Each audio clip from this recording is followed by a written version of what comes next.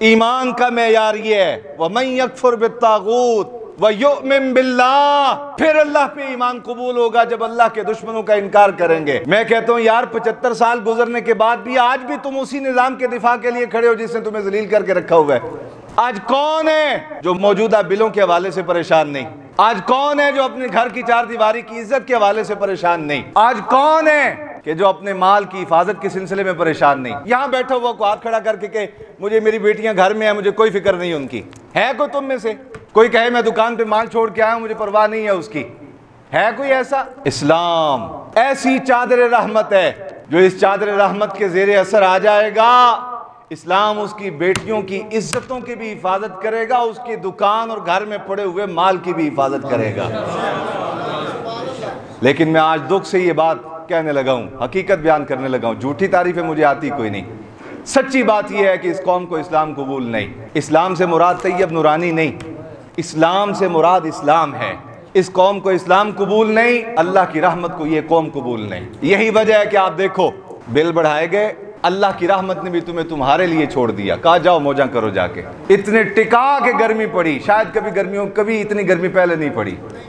चलाते रहो एसी, कितने चला लोगे? अच्छा अगर जुर्रत करके एसी चलाओगे तो फिर बिल देते हुए लग पते जाएंगे। वमन आरद अन ज़िक्री फ़इन्न लहू मईशतन दनका। अल्लाह रब्बुल आलमीन का ऐलान सुनो, फरमाया जो मेरी नसीहत से, मेरे जिक्र से मुंह मोड़ता है, हम उसकी मईशत को तंग कर देते हैं। नबी पाक सल्लल्लाहु अलैहि वसल्लम हुजूर जब अभी इख्तियार और कुव्वत में नहीं आए थे, उस ज़माने में भी सिद्दीक़ अकबर को महबूब के अलावा कोई अच्छा नहीं लगता था।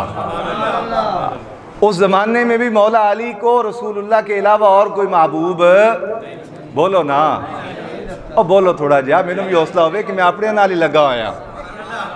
अब बाज़ औक़ात हमें ये लगता है कि हमें हमारी तकरीरें लोग चस्के के लिए सुनते हैं आके, और शायद ये बात कुछ कदरे ठीक भी है कि लोग सिर्फ चस्के के लिए आते हैं कि जुमे वाले ने साहब ज़रा गर्जन के ज़रा चस्का लवाएंगे तो वापस आ जाएंगे। वगरना अगर ये कुछ लेने के लिए ये कौम आई होती तो आज तक ये खाली ना होते, ये आज तक दर दर की धक्के ना खा रहे होते। अगर कुछ लेने का मिजाज होता है इस कौम का, कुछ लेने का मिजाज नहीं, तमाशबीनी, आँखों का चस्का, कानों का चस्का, हाथों का चस्का। इसी चस्कों के खातिर इस कौम ने अपने इतने साल कीमती ज़ाया कर दिए। एक लम्हा भी ज़ाया हो जाए ना तो बाबा वो भी पलट के वापस नहीं आता। तो हमारे तो साल हाँ साल।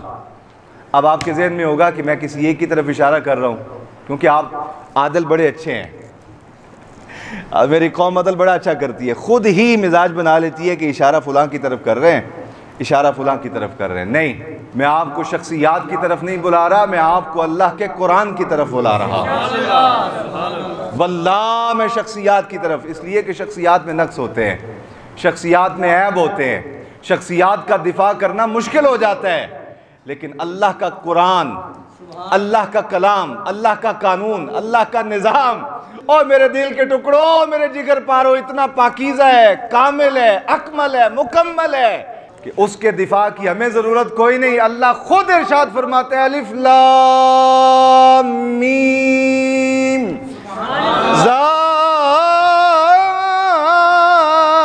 ज़ालिकल किताब ला रैब फीह। कहा दुनिया में किताबें लिखी जाती रहीं, लिखी जाएंगी, सदियां गुजर गई, मखतूते लिखे गए, कलमी नुस्खे लिखे गए, अब छप रही है, क़यामत तक लिखी जाती रहेंगी।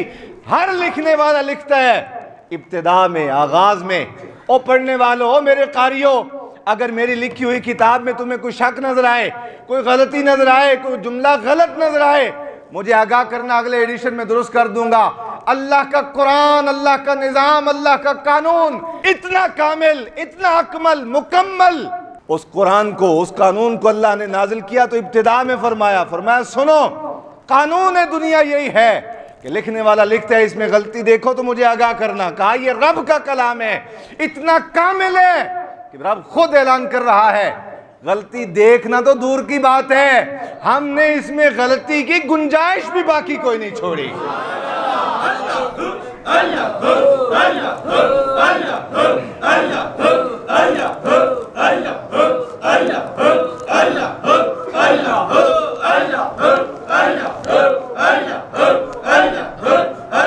आमीन आमीन। मेरे अजीज़ान गिरामी,